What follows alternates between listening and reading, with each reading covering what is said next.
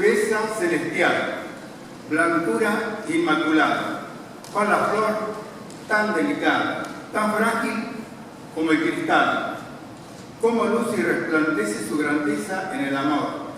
Tiene del niño su candor, cuánto cuidado merece, que le enferme y desfallece cualquier encono o rencor. En el puro corazón, allí vive su razón, tierno nido maternal, muy lejos de todo mal.